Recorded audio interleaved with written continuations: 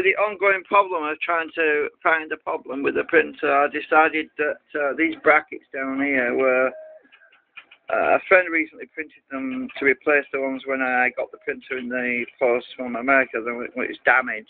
So the frame had been damaged at the bottom, which I repaired and bolted. But I was checking the measurements between this bar, slide bar here, and the slide bar at the top, between the distance between this bar and the frame, and I found some discrepancies in the actual distance between the bar at the back. So if I put my calipers around the back, basically, I can't do it from this side, but you get the idea. Not that bar, the other bar, this big bar here. So I measured between this bar and the frame on the top and the bottom, and on the left-hand side between this bar and the back. So the measurements that came out, basically, the top, right top, was 25.07 millimeters, the distance, and the bottom was 26.60 millimeters, plus 8 because I've actually made a spacer, but anyway, I've taken all this into consideration. And then the left side of the frame, the top was 25.43 millimeters, and the bottom was 25.84. So, taking all that into consideration, what I did was I summed up the maximum total, which was 25.84. Then I subtracted 25.43, which was the top. And the difference result is what I added on to the thickness of new brackets. So these are not the brackets; these are the bottom. But the distance is for the new brackets I'm printing for the top. So the top brackets, when they've been printed, which are these, will give me that offset so that this bar should be perfectly parallel, perpendicular, whatever you call it, with the actual wooden frame. And hopefully when I get the wooden frame and the metal bar, the slide bars, perfectly parallel, it will make squaring things up a lot easier, because obviously if you stick a square up against the wood, then that's not going to be in the same perpendicular alignment as the bar is.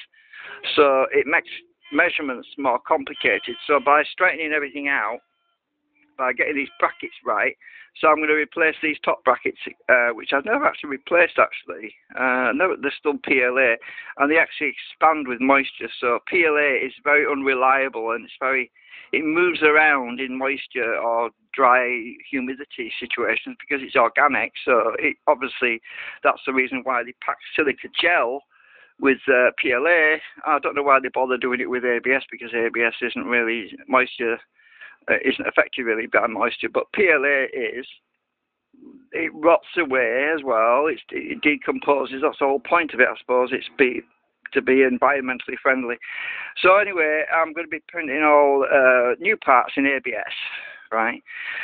So I figured that let's start with getting some of the mechanical parts, which might not be right. Get them all perfectly straight so that nothing moves around.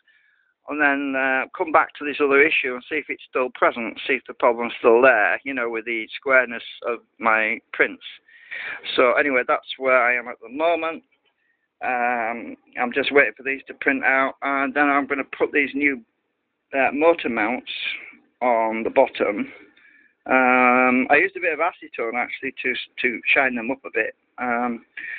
This is the right hand side. There was also a weird twist in the threads, the screws on the frame. The guy had originally drilled the holes on the wooden frame, or whoever drilled them, or the manufacturer, I don't know, but the bracket was basically tilts inwards, exaggerated a bit, tilts inwards like that a bit.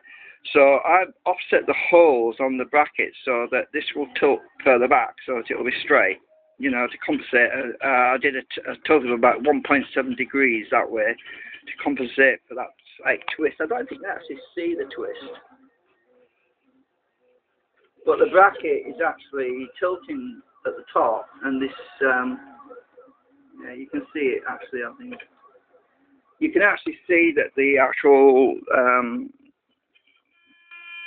coupler between the motor and the rod is actually tilting inwards at the top, and that doesn't help things. It causes bending friction as well. It shouldn't affect the Z height, obviously. I mean, it's not the Z height that's the problem. But I want to get things straightened out so that things are properly in alignment. Obviously, you've got to sort out all these other little niggling problems before you can really tackle whatever the other problem is. Because if you've got other problems, it complicates things, and you think, oh my God, maybe it's that that's doing it, and all the maybes. And well, I don't like lots of maybes. I want to, yeah. So anyway, that's where I am at the moment.